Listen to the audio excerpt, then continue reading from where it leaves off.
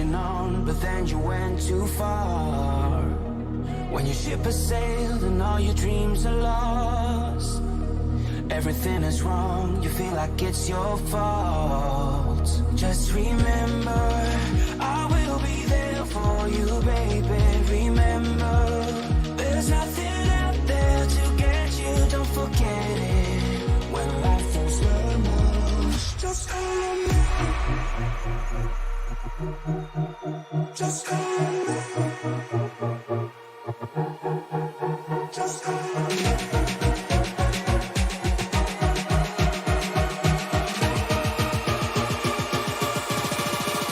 Just call on me.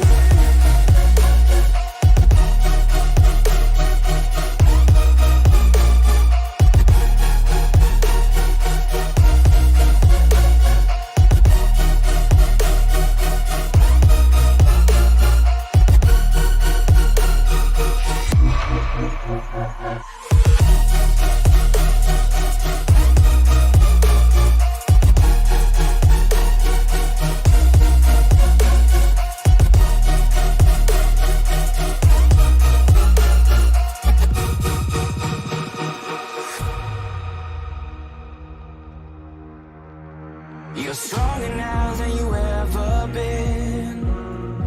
You gotta leave now, it's time to catch the wind. You will climb up high and look through the clouds, and when you're feeling low, I know you'll bounce back. Oh, and just remember, I will be there for you, baby. Remember, there's nothing out there to get you, don't forget it. When life throws lemons, just call on me. Just call on me. Just call on me.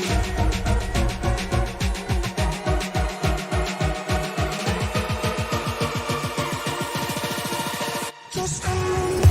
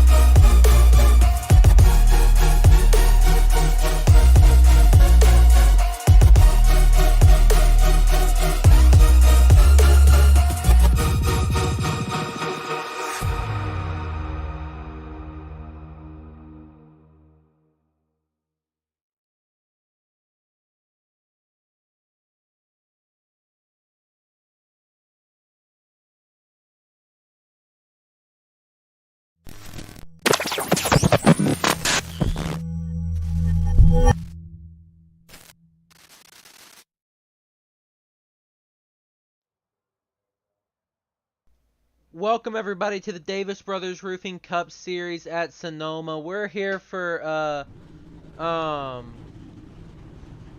great race, and I'm here with Bennett Allen and Josh Cockernall. Bennett and Josh, how you doing? I'm doing great, Joseph. We're here at one of my favorite road courses that NASCAR visits. We saw a great race that NASCAR had here. I'm not expecting anything different out of these guys tonight here in SNN. Yeah, I'm really excited to be here, and these guys are really good race car drivers, and this is a really difficult track in some points, just monitoring tires and how much fuel you'll burn, so it's going to be interesting tonight. Oh yeah, for sure. I'm hearing a fuel run's about 26 laps, so we will be seeing a two-stop strategy by most of the field, and I mean, could it work? Yeah, it could. But let's go ahead and go through our starting lineup. So, on pole we got Brett Gardner, second Austin Story, third Joe Stafford. Fourth will be Alex Murray, fifth Seba Cornez. Josh, you? Starting in sixth is going to be Nicholas Breidenbach. Seventh, J.C. Gibson. Eighth, Ryan Samuelson. Ninth, Alex Princeton. And 10th, Josh Ward. Bennett? 11th will be R.P. Allen. 12th will be Nolan Hodgson. 13th will be Leo. 14th will be Aaron Mack. 15th, yeah, 15th will be Chad Sanner. 16th will be Randy Spivey. 17th will be John Boabala, and 18th will be Jeremy E. Miller. 9th will be Charles Eden, and 20th will be Jeff Carson Joseph. 21st, Tony Burt. 22nd, Bob Nestor. 23rd, Kevin Rourke. And 24th will be Bobby Blazer. I guess that'll round out your field here tonight. We're excited for a good show. And, man, we're about to have 55 laps. I don't think there's much tire fall off at all in NIS this week. I was running like 15 twos on like 51 lap old tires. Yeah, I actually did an NIS race this morning. We're not going to talk about how I finished, but it actually, surprisingly, I was doing a lot better out there than I expected. I'm not a road course racer at all myself, but you know, the car felt great. These cars drive different than what they have in the past. Our last road course we saw at COTA several weeks ago. This car feels so much different here at Sonoma than what it did at COTA. So these guys, they've had a long practice session dialing their cars. They're going to feel a whole lot different here tonight. Yeah, it's definitely going to be interesting with, you know, usually no full course yellows, these road course races. So all these drivers are going to have to battle it out, you know, all 55 laps. And the only breaks they really will get is, you know, the pit stops. And we'll see what kind of, you know, toll that puts on the drivers.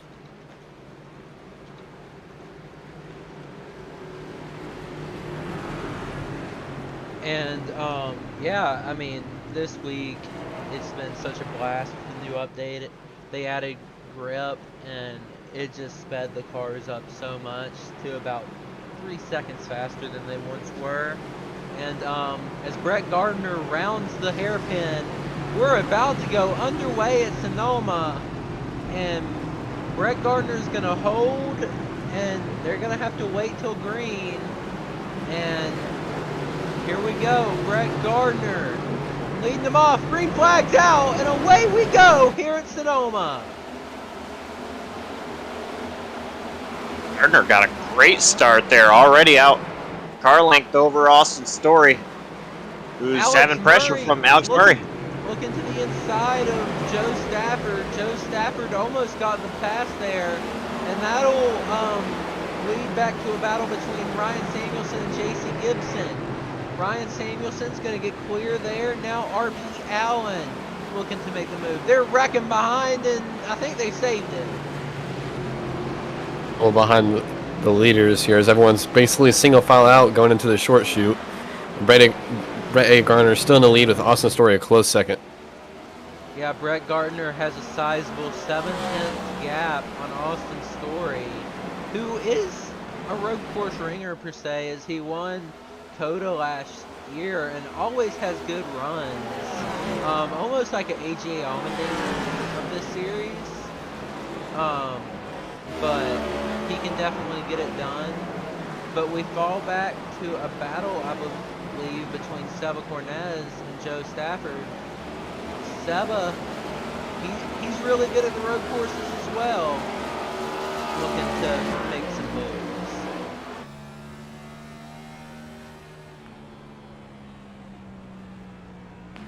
Riding on board here with Seba Cornez. See just how much the elevation change is getting real slow there going into that right-hander. I'm going up the hill as they'll come down into, looks like, oh, Josh Ward a little slow. Really tight going through the uphill portion over down into the short chute. Looks like they all getting straight out. Oh, trouble! Is around. He's able to save it before it plows into the inside wall there through the short chute. But that was almost calamity for our 5th place runner, Seba Cornez. What a save it was.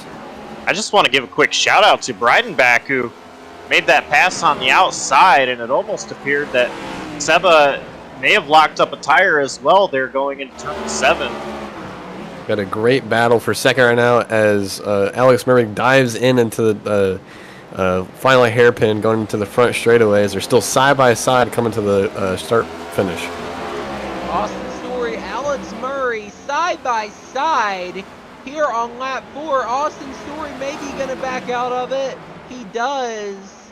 That'll give Alex Murray the position into the turn 2 right-hander, leading into turn 3, which is a left-hander. Let's go on board with Alex Murray and see just how he gets around these couple corners.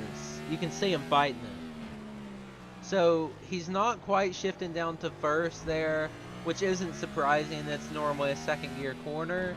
And now this corner right here, you want to get down to first.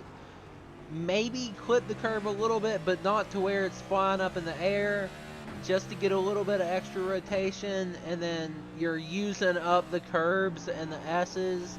You want to full throttle it here, get to that wide exit, and then you got to shift down to third into this corner, throttle it up about there, getting it to that curb. And now you want to drive it in as deep as you possibly can into this corner without locking up to get that good entry. And if you don't lock up into the corner, you're most likely going to get a good exit as well.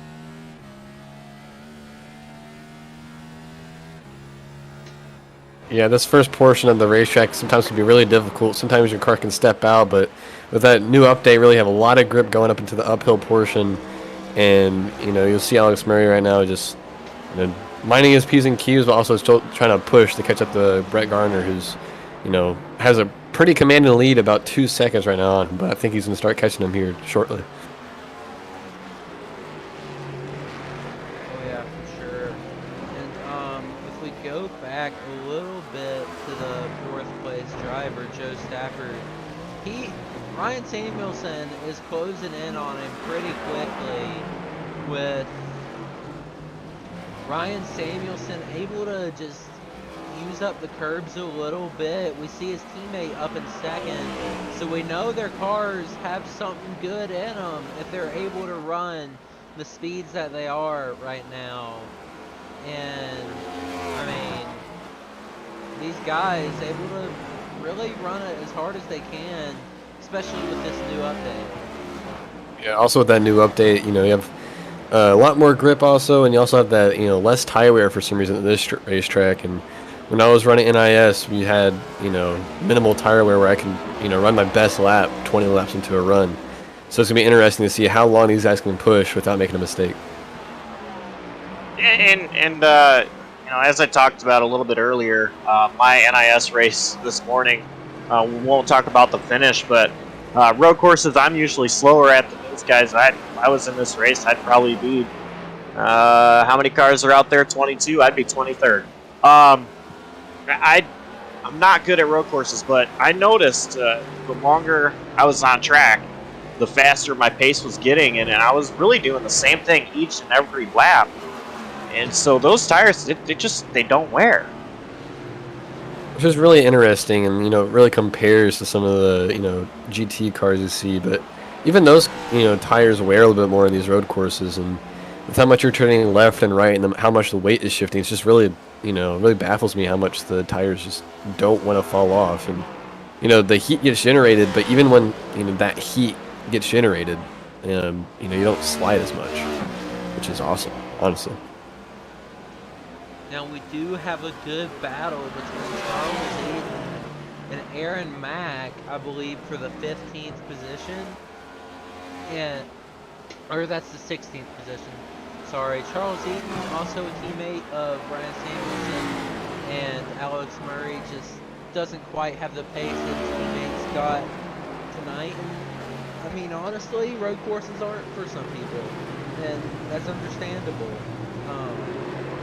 But he's doing a good job keeping it on track and doing what he has to do to get a good finish. And on lap 6 of 55, not really many mistakes made by these guys back here. It looks like the 24 of Nicholas Brenenbach has went off the racetrack going up the hill. He's gotten back going.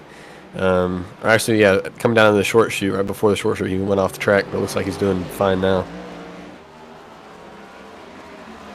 Yeah, Nick just had a little bit of an incident where he went off track, but he'll fall into the 13th position, and he should be able to pick off some of these guys fairly quickly. Something I'd like to point out is the leaders are running 1:15.8s, 1:16.2s, 1:16.8s, and Joe Stafford just ran the fastest lap on track that last time by with a 1:15.7, I believe. I could be reading that. Seeing a 1:18.8 that last time by for Stafford. Appears that Gardner was the fastest on track that last time with a 1:15.8. I see Gardner there. I read it wrong. Stafford ran a 1:16.8, so that's just a little bit of a mix-up on me. But he still has the pace to get it done.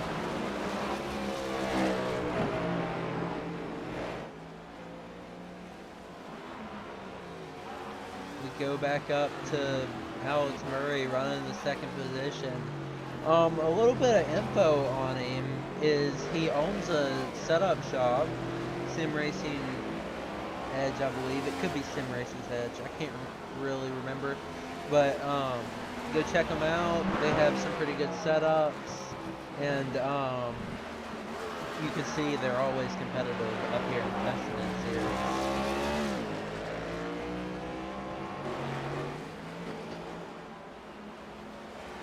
And we'll shout out some of the other drivers' companies they might have, but not necessarily throughout the race, but not necessarily a company. But a lot of the drivers have been coming together this past week to form a drivers' union, and just trying to get some of their wants done to maybe help improve the league. And it definitely could help it, and really excited to see what the drivers union can do for the league. There was a little bit of a close call between the leader and I believe Jeff Carson. He was really slow coming into the hairpin, and there was a slight near miss, but you're keeping it going. I wonder what happened to Jeff Carson there.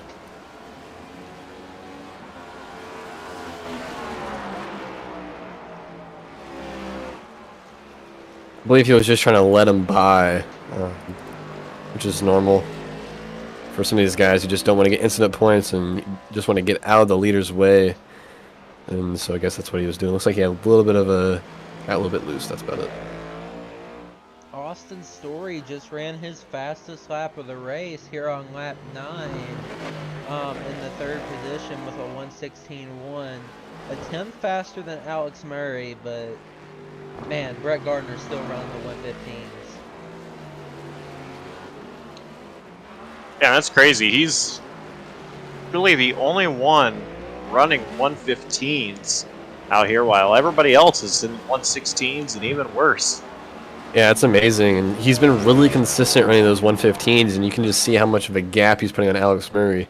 As he comes up on lap cars, that might slow down just a little bit, but I have my doubts on and how much it's going to really slow him down. He might get down into 1:16.0s, 1:16.1s, but he's still going to be lightning fast compared to the other drivers. Yeah, unless he catches a cluster of cars, I mean, nothing really going to slow him down, it seems, as he just ran a 1:15.6, 4/10 off his fastest lap. But as we approach lap 10 of 55, we'll be right back after this commercial break. I know belts and hoses, not X and O's. I do O2 sensors, but not defenses. Yeah, I make a right call to keep your car in the game. Don't even need a playbook, it's all in my brain. Fuel injectors, alternators, radiators too. It's who I am, it's what I do. Napa know-how. Napa know-how.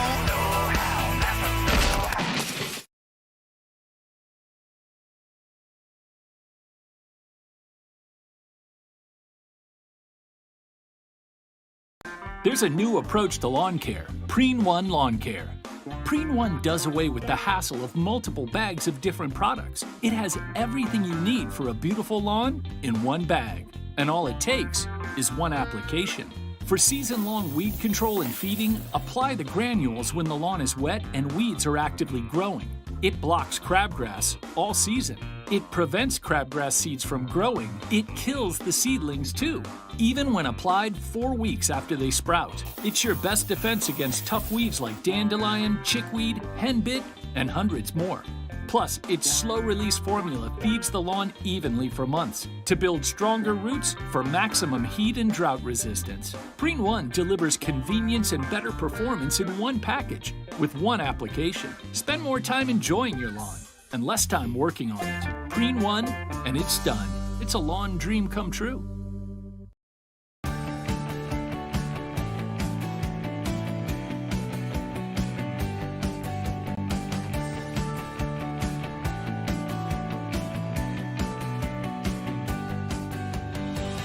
Davis Brothers has been providing homeowners and businesses with exceptional roofing services since 1983.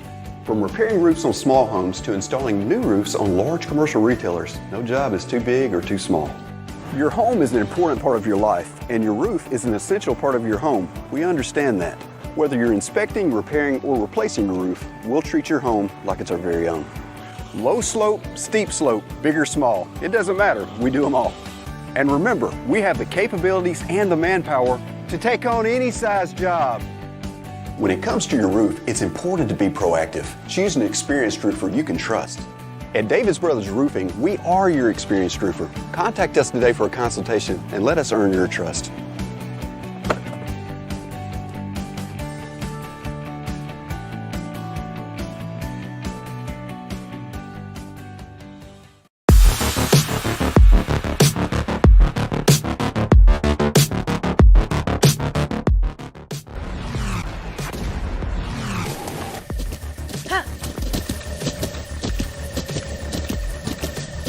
With the Buttkicker Gamer 2, what you see and what you hear is what you feel.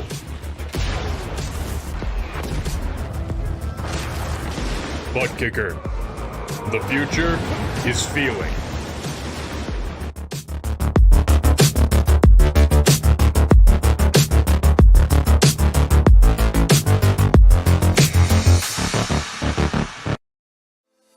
You know that guy?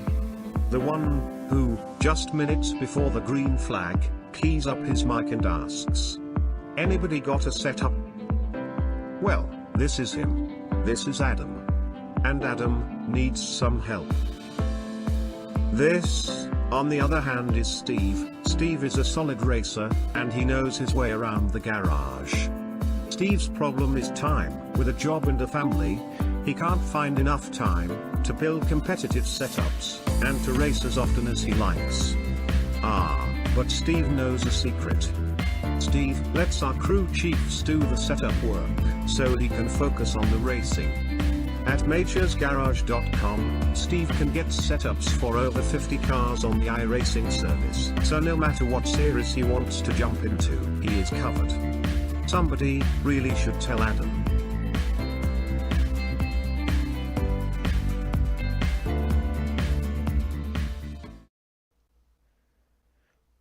Welcome back, everybody, to the Davis Brothers Roofing Cup Series as we watch a battle between Joe Stafford and Ryle Samuelson start to boil, coming to lap 14 of the race. And Ryan looking to make a move on the inside. He locks up the tires. We've seen a lot of that through the hairpin today, and that just further proves how difficult this track can be. Yeah, when you try to get in those hard braking corners, sometimes, there's a newer brake package with these next-gen cars, and, with the latest update on iRacing, they really emphasize that braking package. And even when you have full brakes, sometimes they just want to lock up, and luckily, we don't have flat-spotted tires in iRacing yet. And so all it really does is heat up those tires a lot. It'll make you slide a little bit more, but as we've been saying, the tire wear is not bad. Even the heat in the tires doesn't seem to affect the tire as much as we would think. And I don't think that's going to affect Ryan Samuelson, maybe mentally a little bit, but I think he's going to get right back in the race and keep trying to chase down Joe Stafford. Oh yeah, for sure. I mean, we're watching right now. A lot of these guys are running their fastest laps of the race, other than the top 3 at this moment. Well, really the top 5 aren't really, but they're running close to it, about 2/10 off of their fastest lap. But Brett Gardner's definitely found something, and he's running 1:15.3s again, and nobody's touching that. Yeah, but Alex Murray is slowly starting to creep back up there. His last lap time was a 1:15.7. So I feel like if he keeps running consistent 1:15 to 1:16 O's, he's going to start, slowly reeling in Brett Gardner. And I feel like with Alex Murray's setup, it looks like the more heat in the tires, the faster he's going to be. So we'll just have to keep an eye and see what he does and everyone behind him does, and see if they can even try to touch Brett Gardner. Yeah, for sure. And something I see right in front of Brett Gardner is a whole cluster of lap cars. That could give the opportunity to Alex Murray to reel him in, as we've seen time and time again throughout the season. Lap cars come into play and really disrupt the flow of these drivers' race. Yeah, and really depends where he catches these lap cars at. But I have no doubts that Brett Gardner's going to be patient with these lap cars and make his way around them in a orderly fashion. And also, I think these guys who are starting to go a lap down will be respectful to who the leader is and how much faster he is. And let's just see how it plays out, because you just never know what could happen. Oh yeah, for sure. And just that last lap, Alex Murray closed in 2/10 and has already closed a second on Brett Gardner this lap. You see how one lap car can really affect where the leader is and how much time he loses trying to get around him. It looks like he's getting around the 31 of Aaron Mack right now, so we'll see what happens when he's trying to pass them. Looks like he gets by pretty cleanly. Yeah, it looks like that didn't really disrupt the flow for Brett Gardner. I mean, he did lose it like a 10th. But, Austin Story, I believe, crashed into the inside wall. Let's watch and see what happens. Looks like he comes down the hill, that blind corner, hits the curb, and it just snaps on him. No damage, fortunately for him, and he was able to get it back going really quickly.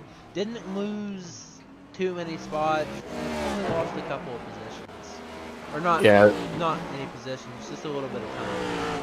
Really unfortunate, but when you saw him hit that curb, and the apex of that corner is really precise, and even if you hit the curb, a little bit, sometimes it's going to upset your car. And you saw his car jump straight up in the air, almost all 4 tires got off the ground. When it slammed back down, it just upset his car so much that it spun out. And it's really good to see him to get it back going and not hit anything. It might affect his ego just a little bit, but I believe that Austin will just lock back in and start reeling in the car in front, which looks to be Alex Murray. Well, I mean, if you've ever talked to Austin, he seems like he has no ego.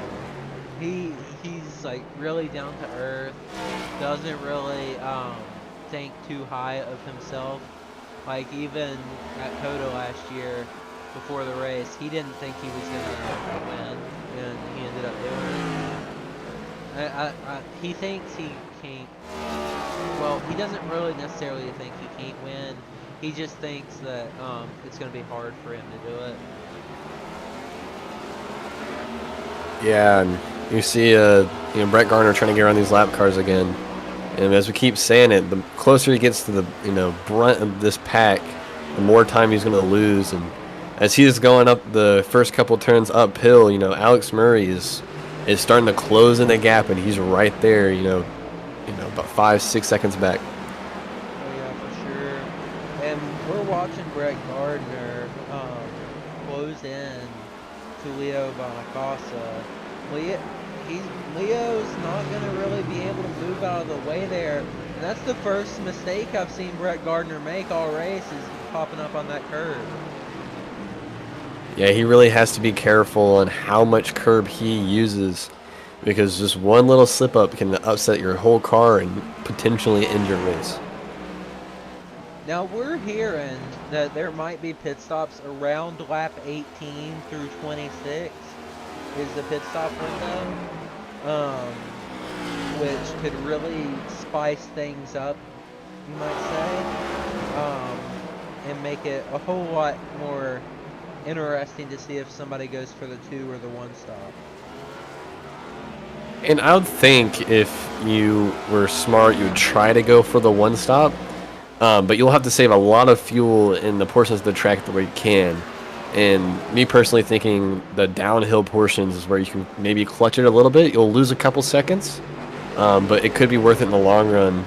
And, you know, it'll be interesting to see as Joe Stafford looks like he's coming down the road. Joe Stafford just hit pit road right as I said the pit window was going to open. Look who's the first down pit road, Joe Stafford. Never And I don't think it's a surprise. Him coming down pit road, I think in 4th or 5th, I think. As we have a couple cars going off track going into, I think, turn 10. That's right before that last hairpin. We have about 2 or 3 cars go off track as some more lead lap cars are trying to pass these lap cars. As looks like Aaron Mack also gets a little upset.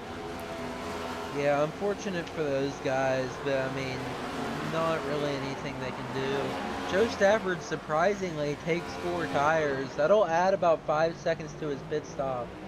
And I really didn't expect people to take tires this race. Yeah, me neither. With how little tire wear is, I suspect a couple of these guys will try to gas and go.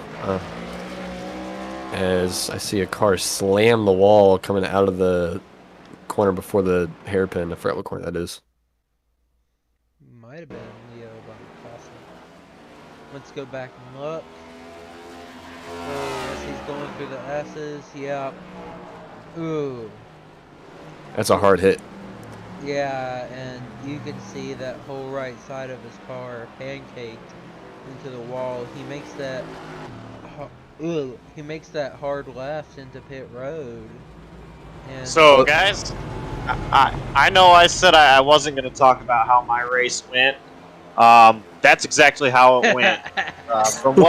From what I can tell you is literally looked exactly like what happened to me. And that was 8 minutes of required repairs, 2 minutes of optional repairs, and I don't know how the car handled after that because I immediately was done with the race. Crew packed the car up and left the track. So very unfortunate for Leo. If he does take the repairs, I have to tell you, the car is not going to handle the same as what it was beforehand. Yeah, with this new damage model, sometimes the car can be a little bit more sensitive when it hits the wall in a certain way. We see in real life how there's a composite body, and you can see a little bit in these next-gen cars on iRacing that little composite body feel. But when you hit the wall with just the right amount of force, it can break that rear clip, and your car is basically done at that point, and you'll be forced to pit. And it's really hard to control a car that doesn't have any more power or steering to it. And I also think Leo got pretty lucky with where he hit the wall on the track, because if he hit the wall anywhere else, this day could have been, been done earlier. Tony turned around. right in front of Alex Murray. Not sure what happened there. Let's go back and watch the replay, as it looks like Tony Burt might have gone around and almost ended Alex Murray's night. So he locks up the car, he reverses it, he starts pulling out, and then, Alex Princeton didn't expect him to be there, and he went around. But Alex Murray down pit road now. Yep, as these laps starting to wind down further into the pit window, we'll see more and more cars start coming down. It'll be really interesting to see if anybody tries that one-stop strategy, which will be pretty difficult to pull off. But looks like Ryan Samuelson also coming down pit road. Oh yeah, for sure. And something I thought was interesting is Austin was just 24 seconds back. Now he is 30 seconds back. I know Brett Gardner has been clicking off his fastest laps of the race, running 1:15 flat. So That could be it. Just interesting.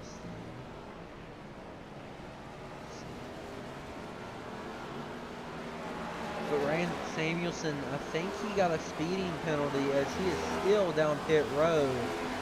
Unfortunate for him, as that's going to let Joe Stafford get by him, I do believe. We'll see where... Oh, he came out right in front of Joe Stafford, so he didn't get a speeding penalty, I guess. But that's going to be a great battle between those two drivers now, since that's going to be for position. Oh, yeah, for sure. I mean... And Stafford has... his tires are already warm, where Samuelson's are still really cold here. So Samuelson's got to be careful. Allow his tires to get a little bit of heat on them. Definitely through that short shoot. I mistakenly took tires in my NIS run, and the short shoot was where I had the most difficult with grip. When those tires are cold, you know, you might think they might have a little bit more grip to them. No, they don't. It's like ice, and you're sliding all around the place. You know, you'd think with harder tires, more worn tires, that'd be the case, but apparently here at Sonoma in these next-gen cars, that's the exact opposite. Oh, and Chad Sanner parks it out of the corner there, and then Joe Stafford's able to get around him there, but that'll help Joe get right up to Ryan Samuelson's bumper, and now the battle's back on between those two. Don't look now, but just a little bit behind these drivers is Brett Gardner, and you know, he's a full lap ahead of them to see if what he does and these drivers do when he gets to them. Well, Brett Gardner, he has yet to pit, so these guys, they're just trying to stay on the lead lap and not hold up Brett Gardner at the same time while still trying to stay ahead of him. Yep. I think that's exactly what he's going to do, and I expect him to come down pit road in the next two to 5 laps. I think it's when his time's going to be, and they'll again shake up the field, but I think he's going to have a really hefty lead, and he'll just have to do his best not to speed or maybe even take tires. Yeah, for sure. I know this is probably a bad comparison, but skill-wise, I think Brett Gardner is this year's Matt Baker. I'd have to agree on that one. He's really strong. We don't see him race these, these cup races that often. And, you know, he's filling in for Chris Claude this weekend, and he's doing a really good job at it. And you know, showing that race team what they can actually do.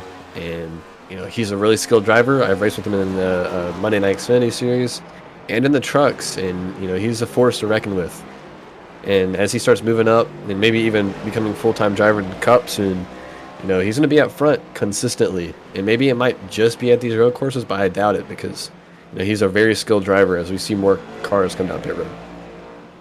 Well, I'm looking right here. I have access to see what these guys' iRatings are for road.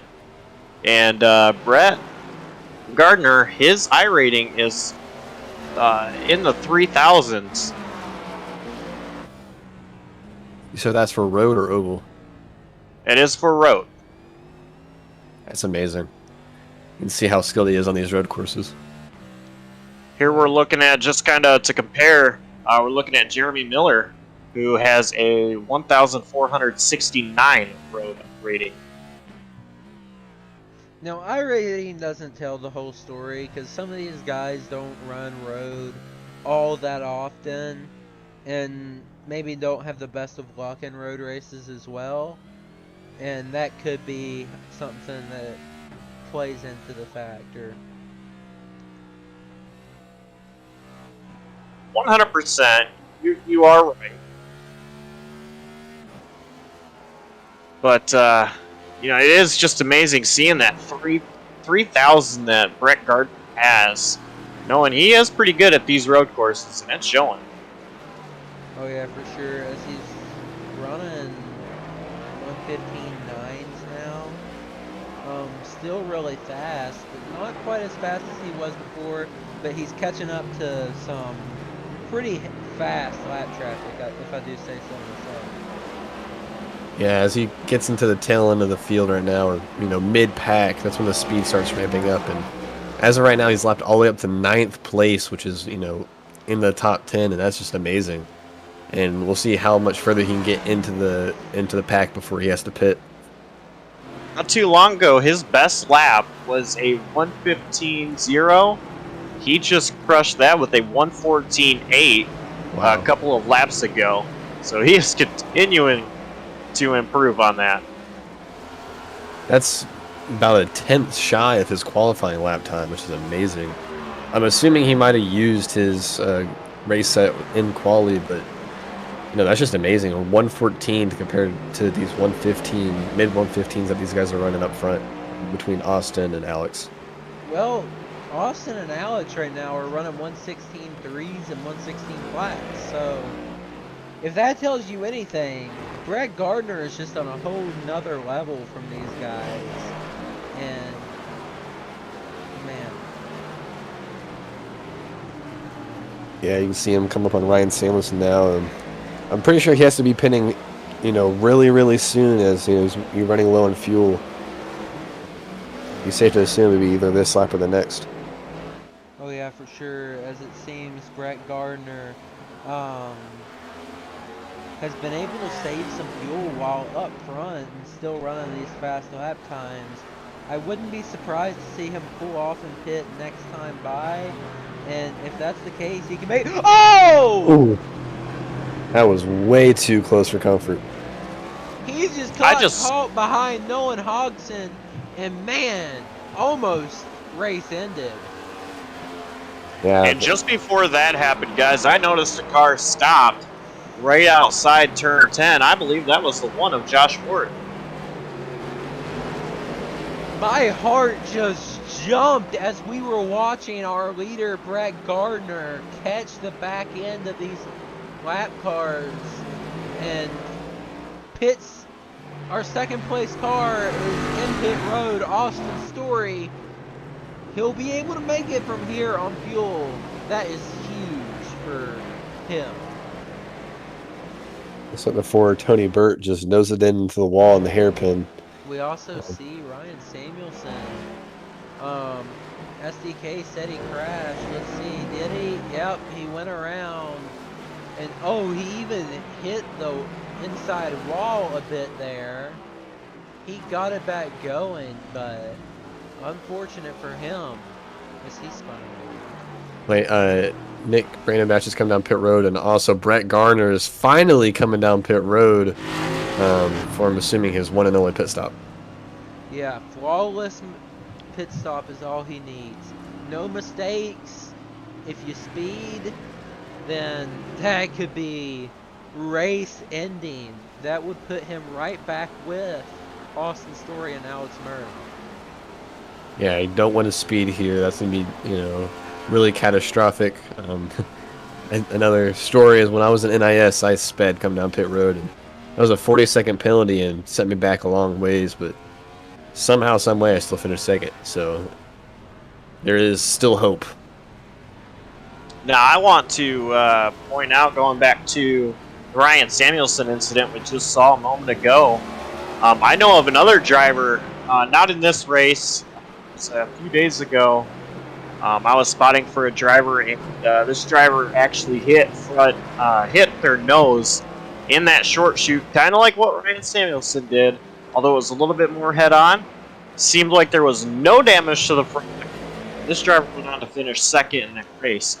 So for Ryan Samuelson, I would not be worried about his little incident there through the short shoot that we saw. Alright, you did not have to do me like that. What issue the broadcast looks like. Yeah, it looks like there's an issue. It happens every once in a while. I think I got it sorted out once again, but I don't know. SDK has been really buggy, especially with this new update. But I think it should be fine now.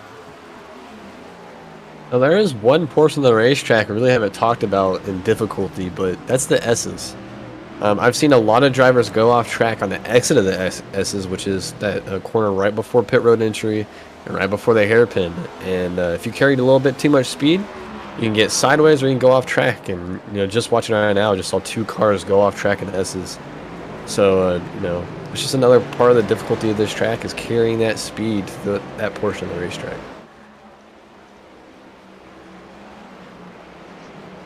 It's like,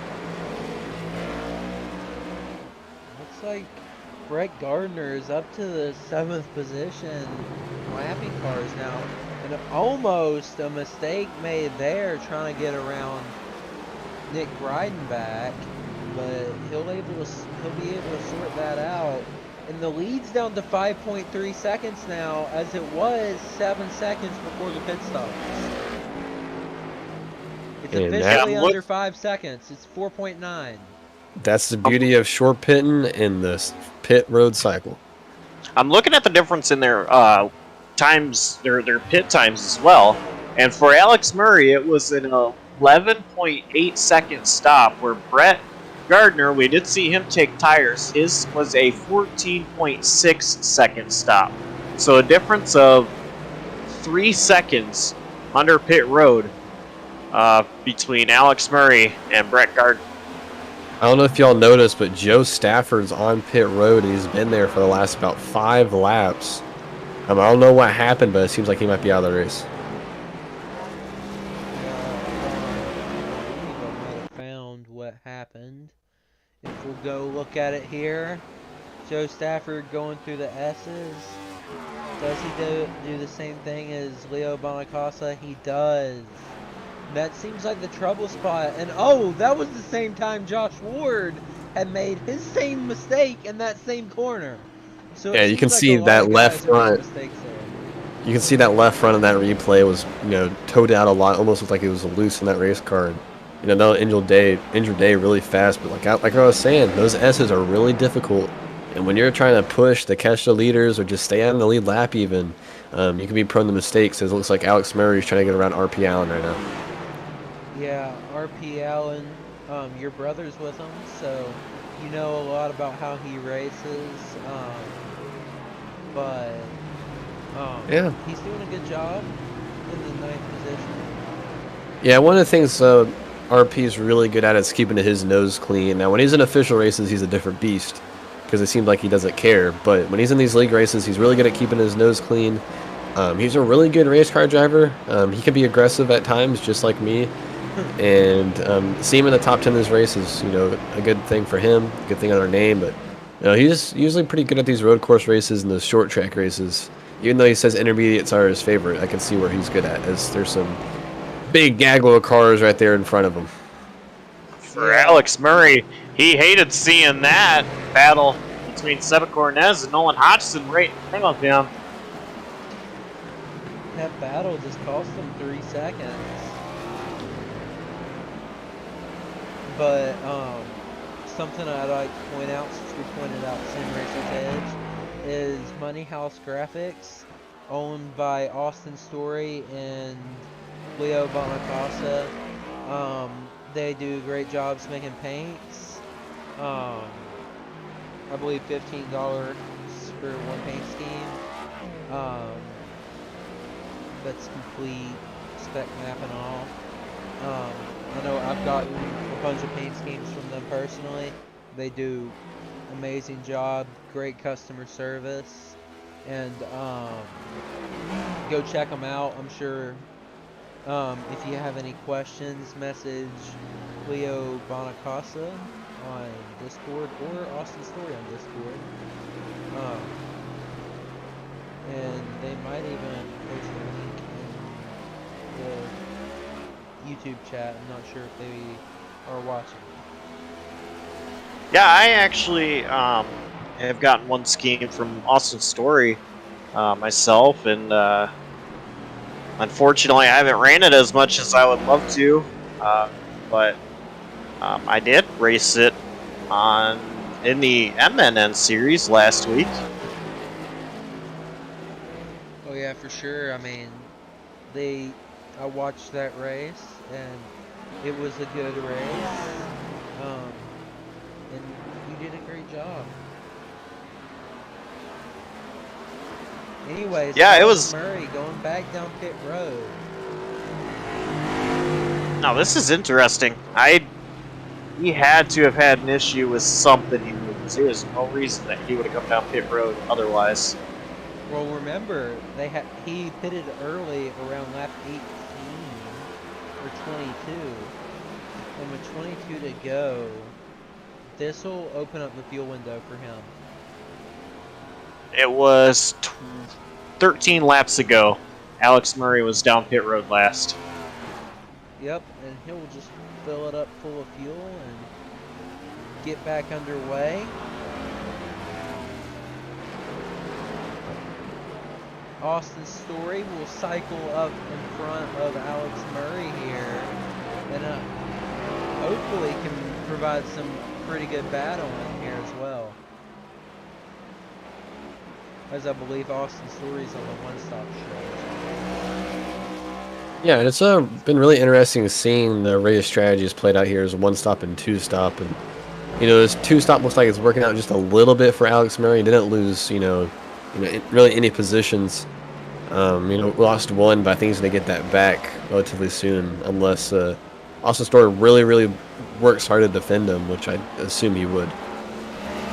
Yeah, Austin's definitely going to try to put up a fight, I think, because this is battle for position. This is the battle for second place in this race, since they're on two different strategies. Could be a good points day for Austin Story if he can hold off Alex Murray. As Alex Murray overdrives the corner, Austin Story pulls the slide job or crossover. So that just shows that he's not gonna just give it to him. Yeah, and I think that's what he was planning on the whole time through that corner. They both locked up just a little bit, but he looked like he was just gonna break early and try to cross him over, as you could tell he was carrying more speed than he could handle on that inside line. These guys are going to have to be careful battling too hard, though, because Jeremy Miller isn't too far behind. That is the car that you see a little bit in the background there, kind of creeping up into this picture. So these guys, they need to be careful. Otherwise, both of them may lose a position. Well, I mean, they've been pretty much the same speed. Looks like Austin Story just went wide there. And Austin Story went a little wide, like you said, and that'll just open up the door for Alex Murray to get on through. But Austin was trying to hold him off, just couldn't quite do it. I know you can see him pushing it back there. Just don't need any mistakes. He's had the third best car all night, and I think that's where he's going to finish as long as he stays the way he does right now. You can see a little bit of frustration in the way that Austin is driving now. Pushing just a little bit harder is, he probably had a mirror full of Alex Murray, and sometimes there's a lot of pressure from behind, and definitely when you're battling for second place, you can be prone to more mistakes. But I think Austin's Story is gonna gather back up and start battling harder. As you can see, he's still keeping up pretty well with Alex Murray, maybe getting just a little bit sideways coming out of that corner.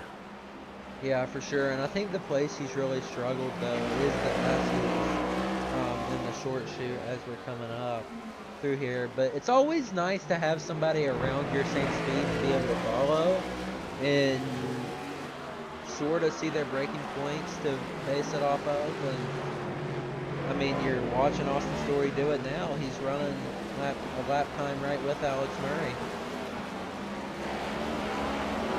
Yeah, you see that gap not really, fade that much. Looks like Alex Murray just went a little wide there on the exit of the first part of the S's there, but nothing too bad. Sometimes you're going to clip that grass and it'll spin your car right around as they're coming up in the lap car of Jeff Carson. As we've seen them all race, just lets those guys drive right by. And I don't know if you can see it on camera, but you can see those brake rotors glowing, which is a really cool effect that iRacing has. This just shows you how much brake they're using in these hard braking corners like the hairpin and the short shoot. Oh yeah, for sure. And as you say that, we're going to go to our final commercial break of the night. We'll be right back.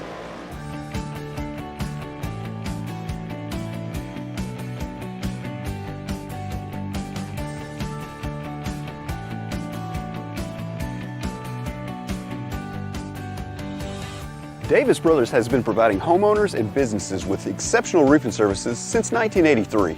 From repairing roofs on small homes to installing new roofs on large commercial retailers, no job is too big or too small. Your home is an important part of your life, and your roof is an essential part of your home. We understand that. Whether you're inspecting, repairing, or replacing your roof, we'll treat your home like it's our very own. Low slope, steep slope, big or small, it doesn't matter, we do them all. And remember, we have the capabilities and the manpower to take on any size job. When it comes to your roof, it's important to be proactive. Choose an experienced roofer you can trust. At Davis Brothers Roofing, we are your experienced roofer. Contact us today for a consultation and let us earn your trust.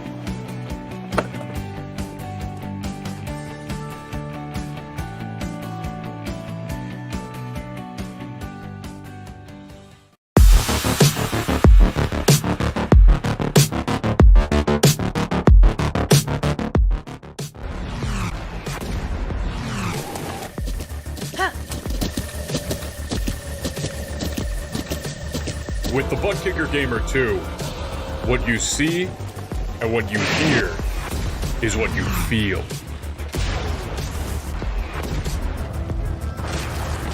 Buttkicker, the future is feeling.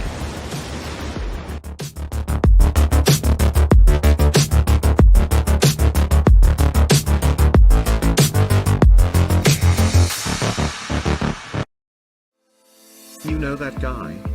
The one who, just minutes before the green flag, keys up his mic and asks, "Anybody got a setup?" Well, this is him. This is Adam. And Adam needs some help. This, on the other hand, is Steve. Steve is a solid racer, and he knows his way around the garage.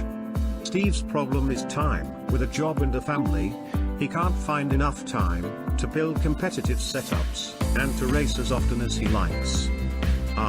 But Steve knows a secret. Steve lets our crew chiefs do the setup work so he can focus on the racing. At majorsgarage.com, Steve can get setups for over 50 cars on the iRacing service, so no matter what series he wants to jump into, he is covered. Somebody really should tell Adam.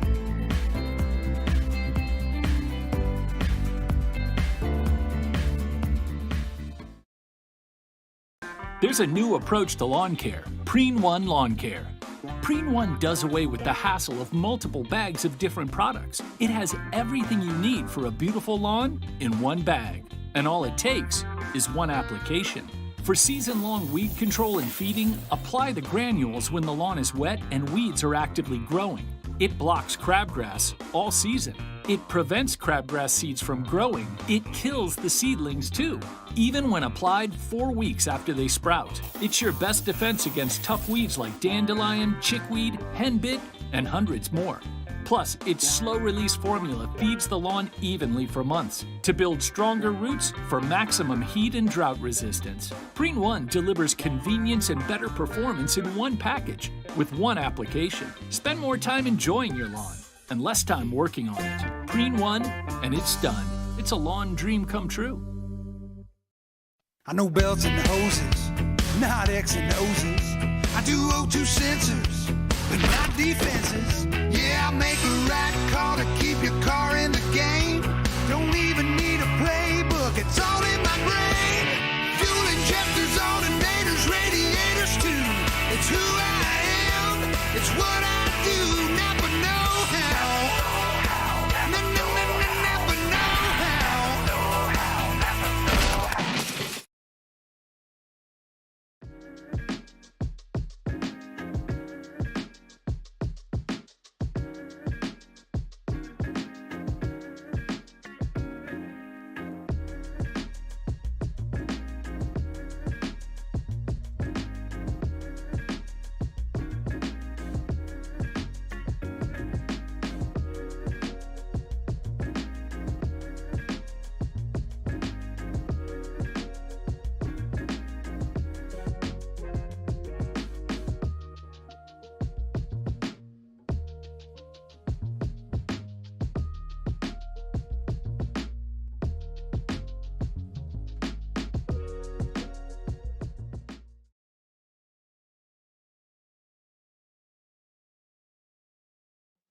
Drivers that took time, all of them within 3.5 tenths of each other tonight is going to be a very closely competitive race.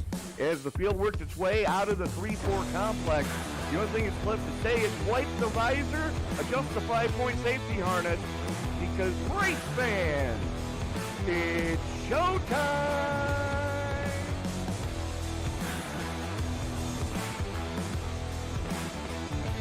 Amazing looking cars already. Green flag will fly.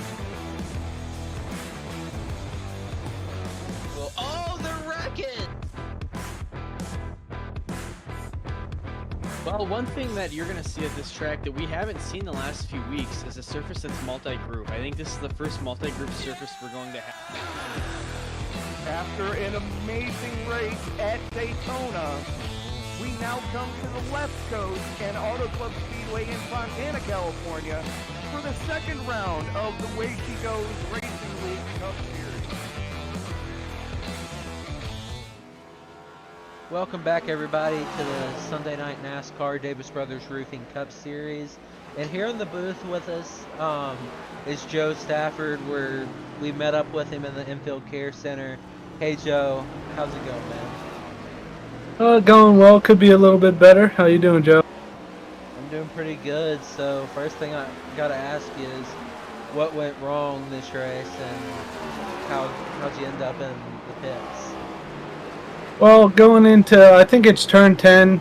I kept messing that up all night, and honestly, I don't know what happened. I think I ran over something and the tire blew. So broke a toe link when I hit the wall, and yeah, the tire blew. It just like exploded my whole right front. Well, that's unfortunate, and sorry your race had to come to an end. Before we let you go, anybody you'd like to thank and give a shout out to? Yeah, shout out to Chester Water Authority and everyone at Propel, Money House Graphics, you guys up in the booth, and people that run this league. Oh yeah, for sure. Well, we'll let you get back to your team unless you want to stay up with us. And yeah, I'm gonna head out, guys. All right. Kiflam. Kiflam. Okay. Well, I'm back to you, my brother. Okay. So that was Joe Stafford in the 57 CWA blue graffiti machine. And with 12 laps to go, we got basically most likely our winner, unless something catastrophic happens. Brett Gardner. Second, Alex Murray. Third, Austin Story. Fourth, Jeremy Miller. Those are your lead lap cars. Fifth, Nick Breitenbach. Sixth, Ryan Samuelson. Seventh, R.P. Allen. Eighth, Nolan Hodgson.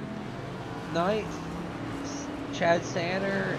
10th, Seba Cornez. 11th, John Buwalda. 12th, Randy Spivey. 13th will be Jeff Carson. 14th, Leo Bonacasa. 15th, Aaron Mack. 16th, Charles Eaton. 17th, Tony Burt. 18th, Kevin Rourke. 19th, Joe Stafford. 20th, J.C. Gibson. 21st, Alex Brinson. 22nd, Josh Ward. 23rd, Jackson Derby. And then the two drivers who didn't complete a lap, Bob Nestor and Joseph, I want to give a quick shout out to a driver running 6th place, Ryan Samuelson. I first met Ryan Samuelson, man, when I first met Ryan Samuelson, iRacing, he was not really good at road courses, and he's really polished his road course racing overall, and we see that here tonight, him running 6th place, battling with Nick Breitenbach there. We saw them almost make contact in the hairpin turn 11, but yeah, he's right there keeping Breitenbach honest, battling for a 5th spot. Oh yeah, for sure. And like, I'm gonna go right back to what you said. He's improved so much that I think one of the first road races he ran in the lead you used to own. He had 51 X's in that race. That was a full distance race though at Watkins Glen. And right now he's running in the 6th position, battling for 5th. But he's improved so much. And you're talking, you know, I don't remember that race. I'm surprised that you even remember that. Breidenbach goes wide there. They're going to be side by side. I think Breidenbach's going to have the lane, but you know, to put this in perspective, you're talking about Watkins Glen. Sonoma is so much more technical. Breidenbach in the wall, man. But Sonoma is so much more technical than Watkins Glen is, so it's a whole lot tougher here than what it is at Watkins Glen. And see him running now 5th spot. He's having himself a good night. 10 laps remaining. Oh yeah, for sure. I mean, he's definitely doing such a great job out here tonight. He's doing everything he can to finish in the top 5. But we go up to Jeremy Miller. He just ran his fastest lap of the race, which is a 1:15.96, which will be the 3rd fastest kart on track that time by.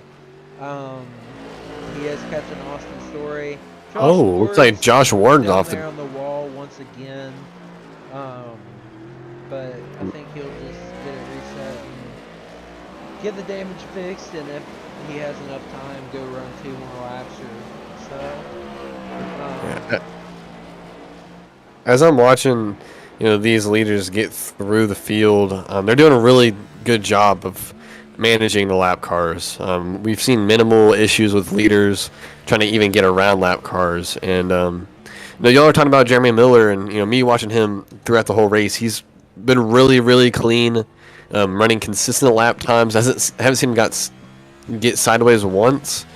Looks like that car is really balanced, so really up to the point of what he wants to do, and he's just making the most of it. And you know, he's trying to reel in Austin's Story right now, which is, you know, dealing with lap cars and stuff, and he's just doing a really good job. And just props to him for being in the top 5 right now.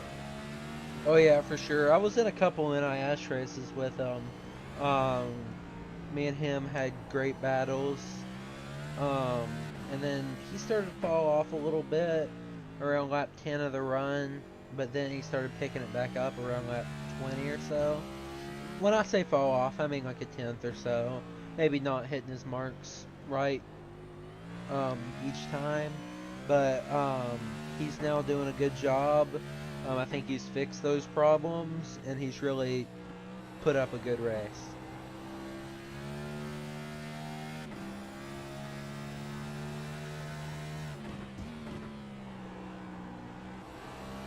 Yeah, all these, you know, the top 5 have all done really, really well and just keeping their nose clean and doing their best to get around lap cars. As I don't know, y'all are not watching, but for the back in the pack with Alex Murray trying to get around John Buwalda, is just, he almost had a little bit of contact going into turn 1, but did really well of just making sure he didn't get into him worse as he's just making his way through these lap cars. And try to make just a little bit of a dent coming back up trying to chase Brett Gardner. Yeah, and it doesn't really look like Buwalda wanted to give him that position. He was finally able to get around Buwalda, but it took him a little bit to get around those guys. But we go back to the battle between Austin Story and Jeremy Miller. That's now under a second gap between those two. And Austin's been around the 3rd place car, but Jeremy Miller has been right there with him. So now that Jeremy's starting to find some pace, and now that they're getting through some lap traffic, that could be the prime opportunity to see a pass for 3rd. I was wondering, they were coming up to Leo Bonacasa, who of course is the team owner for Money House Racing at 23 Machine, and I was wondering if he was gonna let Austin by and maybe a little bit of a stone in the way of Miller, kind of help out his teammate, but let both of them by, which was definitely the better thing to do there.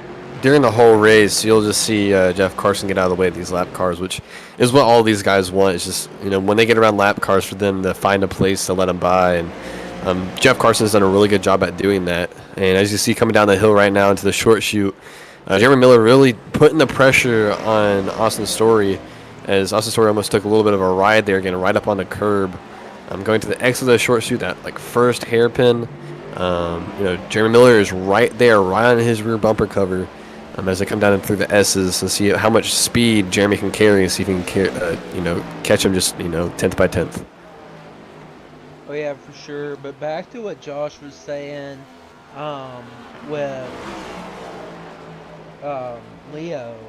I don't think Leo's gonna do that, especially with Leo being the co-leader along with Josh Ward of the Drivers' Council.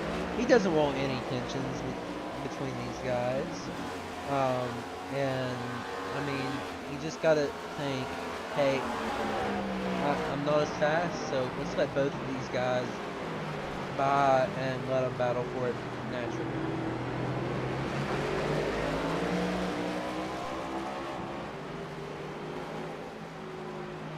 Especially if he's 9 laps down, there's no need for that. That would just look too obvious. Yeah, I totally agree on that one. As we're still continuing to look at the battle between Jeremy Miller and Austin Story, looks like Austin's gapped him just a little bit going through the first portion, the first sector, you may call it, of the racetrack. Coming into the S's right now, and Austin's doing everything in his power to carry as much speed through these set of right and left-hand turns. Looks like he's gapped them actually just a little bit in the entering portion of the S's. And coming to this really difficult turn, I think turn 10, as we've seen multiple cars go off right here. He takes it basically perfectly as he's coming up on, looks like Nolan Hodges, I can always butcher his last name. Hodgson, and who else is in front of him? Yeah. So let's see what this does to affect this battle between the 3rd and 4th place cars. As it looks like Randy's getting out of the way for at least Austin. Park on the apex of Jeremy Miller. That's going to give Austin a little bit of an advantage there. And let's go on board and just listen to the sights and sounds here at Sonoma of Jeremy Miller.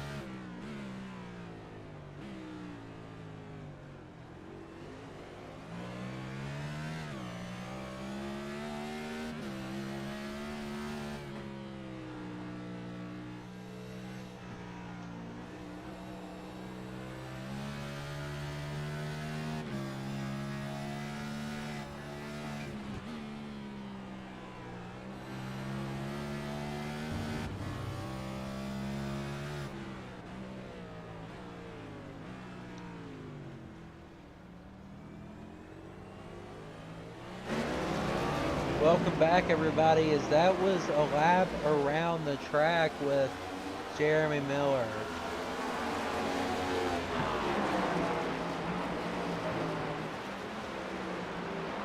But something I like to point out is the lap times Brett Gardner is posting right at this current second. He just ran a 1:14.48. 2 seconds faster than the next car on track. And that's 3/10 faster than his qualifying time.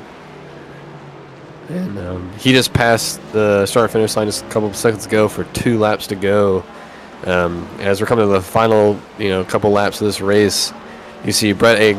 Gardner is a 30-second lead over Alex Murray. Then Austin Story and Jeremy E. Miller, the only other 2 cars on the lead lap, battling for third.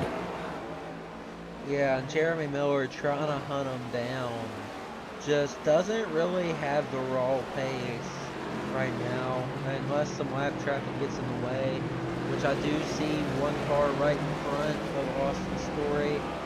Not necessarily certain who that is. It looks like it might be Kevin Rowe or Rohart, but I can't necessarily make that out. It is Kevin Rowe.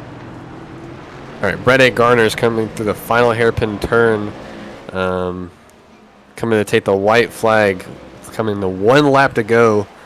Let's see if he can, keep it on track, and even if he goes off track, I think he'll still have a big enough gap to where he'll still win this thing. As long as he didn't spin it 4 times like I did in C Open, he'll be just fine. Yeah, and like we said, Alex Murray is 43 seconds behind. I think there'll be no contest for him to, end up getting second. And it'll be interesting to see if Jeremy Miller can pull something out of his hat to try to pass Austin, as Brett Gardner's coming through the short chute for the final time here. Yeah, as Brett Gardner is going through the short chute, you have the battle between Austin Story and Jeremy Miller, which is such a good battle. I mean, they're not really necessarily too close to each other, but Jeremy Miller did just go really wide and gave the position to Austin as long as Austin doesn't make a mistake. So let's go ahead and go to Brett Gardner. As he's coming through his last corner in the S's, he'll go into the hairpin now. Coming to just the white flag. Here we go. As Brett Gardner will win at Sonoma in dominating fashion. Man put on a clinic. Now you go back to the 3rd position, which is Austin Story and Jeremy Miller. That's not really any competition. And on the final lap, it was Brett Gardner's best lap, a 1:14.37. Wow, it's amazing. As you're going to see, Alex Murray just probably going to stay content, trying to not push the issue on Seba Cornez as he's coming around the final hairpin turn, coming to the checkered flag to finish second here at Sonoma. Just trying to keep his nose clean for the final couple corners here, and yes, he will finish second, as behind him will be Austin Story. But right behind him, like you said, is Austin Story, and then 4th, Jeremy Miller. And that is your lead lap cars, is those 4 did not drivers. finish the race. Lap of the Ryan Samuelson. I am currently going to look at this. Coming to the final lap. Oh, maybe he did finish the race and I was just tripping, because he was a lap down, so he was able to get to the line quicker than some of these guys. That was my mistake. As I was saying, that those top 4 drivers were the lead lap cars. You have Brett Gardner, who obviously won the race. You have Alex Murray in 2nd, Austin Story 3rd, and Jeremy Miller in 4th. And the rest of those drivers are 1 or 2 laps down, which is honestly insane.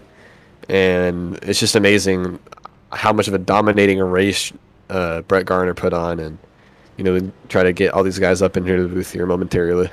Yeah, and as we're working on that, let's go ahead and go through our finishing results. That I'm still trying to pull up. SDK's not letting me do it.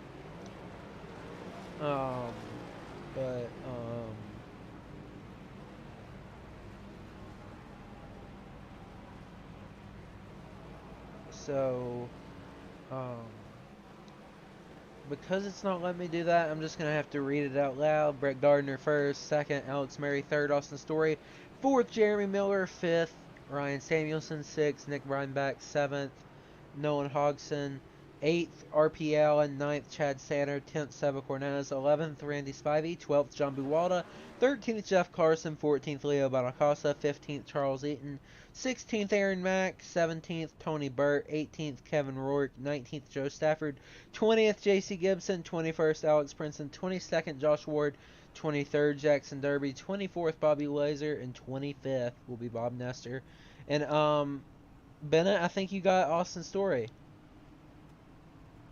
Austin Story, this is the broadcast booth. You got us? Yeah, what's up? Hey, man, you ran a pretty great race, finishing third. Just let us know how, that whole race played out for you and how you feel, finishing third. I feel good, man. It was stressful with all the fuel. That was ridiculous.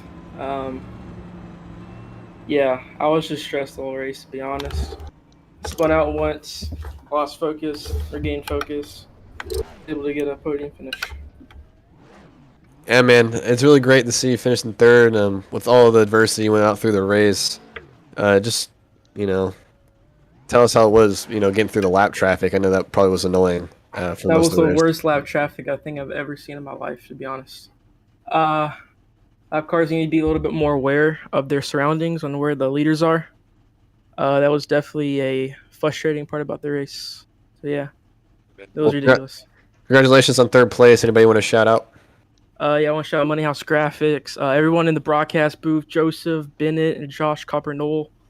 I want to shout out Money House Racing, Leo, Nolan, Aaron, RP,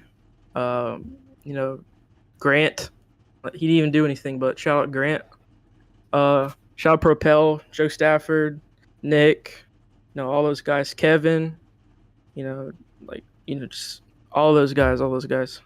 Tim Kiker, shout out Tim Kiker. Damon Lester spot me there. Back half of this race. I don't know if I said Joseph, but yeah, Joseph. I think I did, but yeah. Well, thanks, man. Congrats on the third place again, and we'll see you next week. All right, my brother. And next into the broadcast booth will be Alex Murray, who's your second place finisher. And I believe I got a hold of him. New. Hey Alex, how's it going? Good, how are you? We saw you get that second place finish. You tried a little bit of a different strategy with a two-stop. You think you could have had something for Brett if you had just gone with the one-stopper? Possibly. I mean, we were quick. He was definitely quicker. I tried to throw him off and just talking to him, and he definitely threw him off, but he knew he was good to go, and just kind of had to go with what I ran there because I didn't have fuel to make it to the end, so kind of put myself in a hole there. Luckily, he was able to get back by Austin. I locked up pretty big going into the last corner over there and almost collected both of us, but luckily Austin saw me coming and saw me lock up and gave me the room to gather back up. Otherwise, we'd have probably both been in the tire barrier there. Yeah, man, we saw that good battle between you and Austin, and you all did a really good job keeping it off of each other. And anybody you'd like to thank? Charge Racing, Edge Setup Shop, my girlfriend, family, everyone supporting me. Unfortunately, RJ couldn't be here this week, so if he's watching, definitely RJ. He helped us out this week quite a bit, and everybody over at Edge for sure. Abruzzi, Racer Apparel, the whole frontline crew as well. They help us out every week. They're affiliates of Edge, so gotta give a big shout out to those guys, and hopefully we can get them in Nashville.